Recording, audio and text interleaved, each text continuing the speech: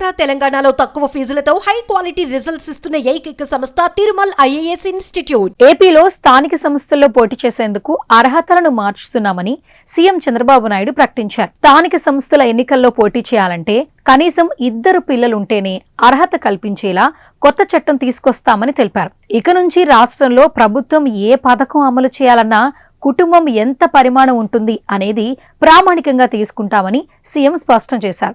జనాభా ఒకప్పుడు భారమని, కానీ ఇప్పుడు అది ఆస్తి అని తేల్చి చెప్పారు.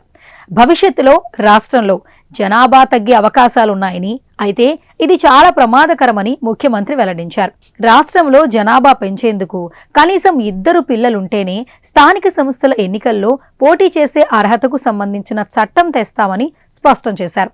ఇంతకు ముందు జనాభాను నియంత్రించాలని ప్రోత్సాహకాలు ఇచ్చేవాళ్లమని పేర్కొన్న చంద్రబాబు ఇప్పుడు జనాభా పెంచేందుకు ప్రయత్నాలు చేస్తున్నట్లు తెలిపారు.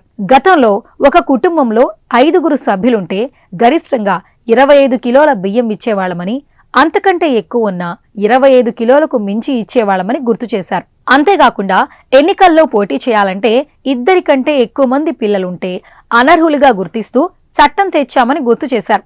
అయితే అదంతా అప్పటి పరిస్థితి అని, కానీ ఇప్పుడు జనాభా పెంచాలని, అందుకే ఇప్పుడు కనీసం 2 పిల్లలుంటేనే స్థానిక సంస్థల్లో పోటీ చేసేందుకు అర్హత కల్పిస్తామన్నారు. ఏపీ జనాభా 2026లో 5.38 కోట్లుంటుందని అంచనాలున్నాయని పేర్కొన్న చంద్రబాబు 2031 వరకు ఆ సంఖ్య 5.42 కోట్లకు పెరుగుతుందని, ఆ తరువాత 2036లో 5.44 కోట్లకు చేరుతుందని స్పష్టం చేశారు. భారతదేశంలో ఉండే Indian families are the best in the world. ఆ ఫ్యామిలీ సెక్యూరిటీ ఇస్తాయి.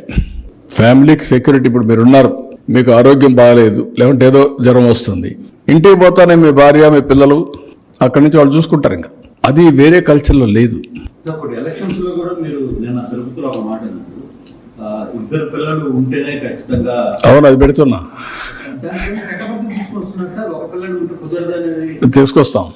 అప్పుడు తీసుకొచ్చాం కదా, మళ్ళా తీసుకొస్తాను. లేదు, పిల్లలు లేకపోతే పోటీ లేదు. మీరు పిల్లల కన్నాక ఏమన్నా బయట పోయినా పర్వాలేదు, మీరు ఎలిజిబుల్.